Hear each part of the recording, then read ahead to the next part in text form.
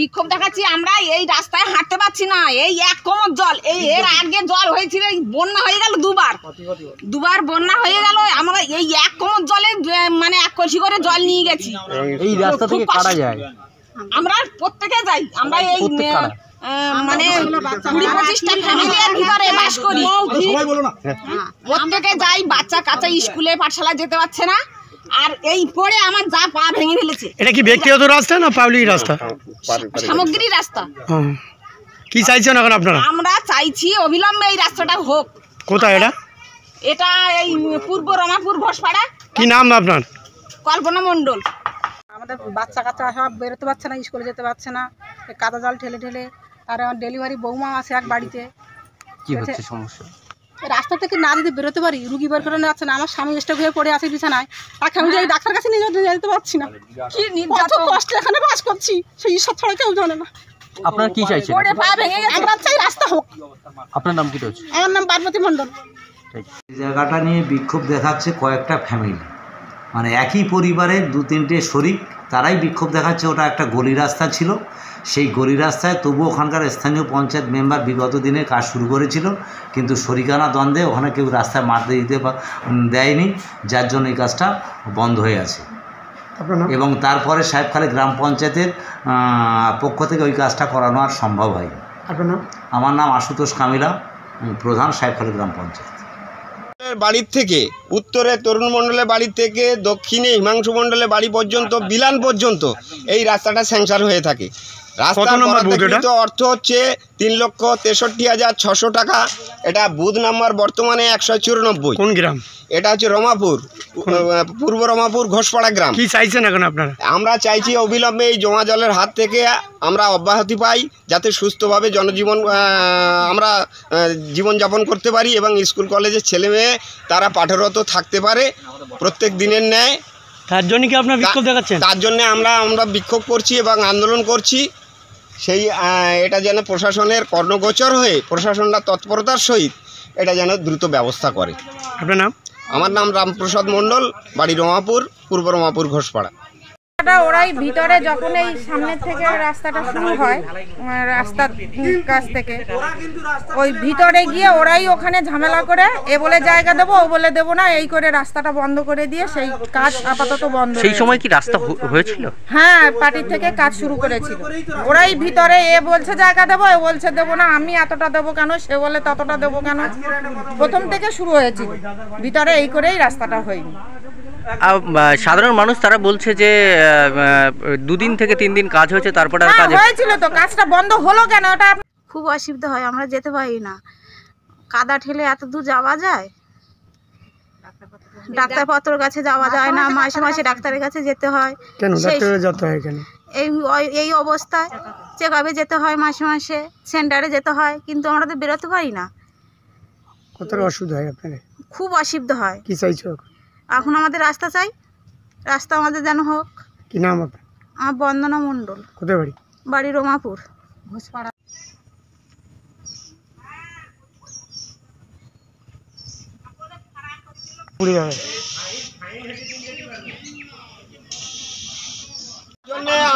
জানি এটা কি পড়া উঠলো ভালো।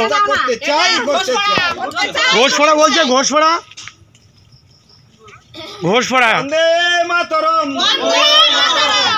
স্কুল কলেজের ছেলে, মানে এই রাস্তাটা প্রয়োজনীয় রাস্তা, অথচ সেই প্রয়োজন মেটাতে পারছি না আমরা। এই রাস্তা কি বিলি কেউ যায়? এই রাস্তা একদম এখানে স্কিম ছিল তরুণ মণ্ডল।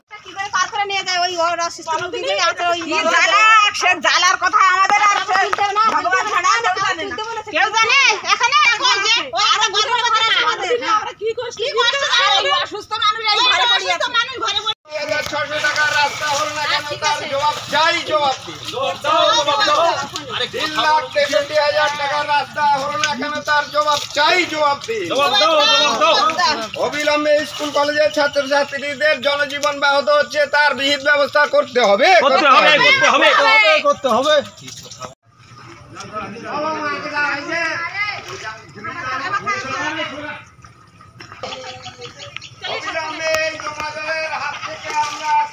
কাপড়টা ভালো করে ধরো। যাচ্ছে আরে দাঁড়াও না, আরে এত কথা বললে হয় না। স্লোগান হ্যাঁ স্লোগান দেবে তো। অবিলম্বে জমা জলের হাত থেকে আমরা অব্যাহতি পেতে পারি, তার জন্য বিহিত ব্যবস্থা করতে হবে। তাকে তুলে মানে নস্যাৎ করে দিয়েছি।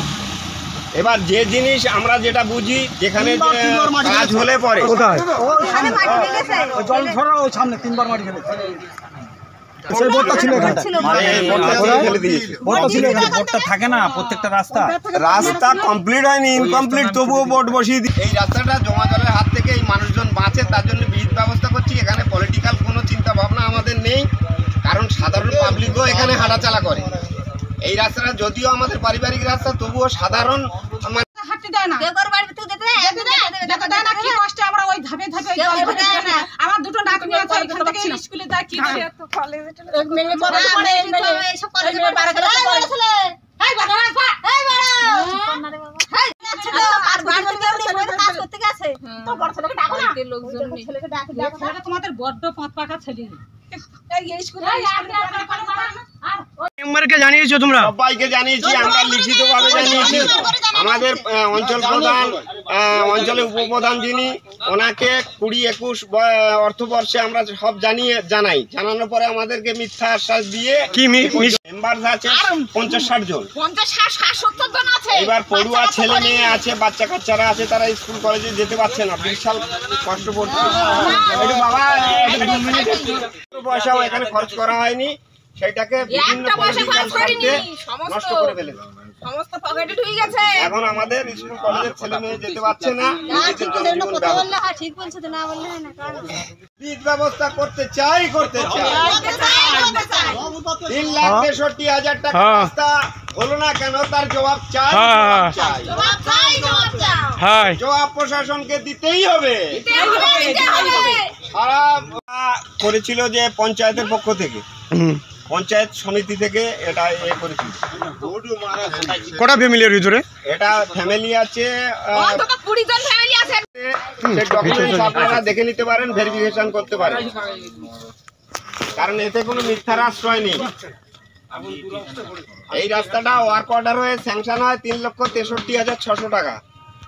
এই মাতরম 3,63,600 টাকার রাস্তা হলো না কেন, জবাব চাই। সার্বিক জনগণের জনজীবন বা আন্দোলন করছি, করব।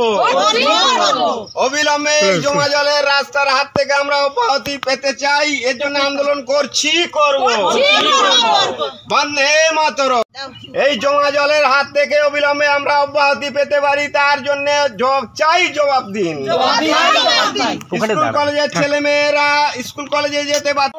মুখে দিয়েছিল পার্টি এখানে যে পোস্টার ছিল, কারা তুলে নিয়ে গেছে?